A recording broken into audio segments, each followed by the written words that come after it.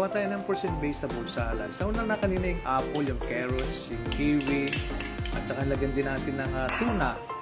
Lagyan natin ng apple at saka pili nuts. Halo-halo lang siya. Lagyan natin ng mango. Yan. Kita nyo, lagyan natin ng pipino.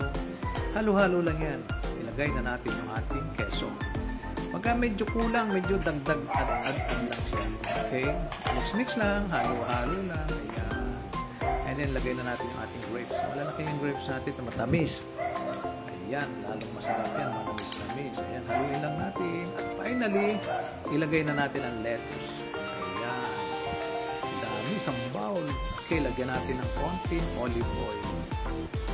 Ayan. Pwedeng dagdagan later on kung anong lasa. And then, ayan, pagkatapos niyan ay ating tikman.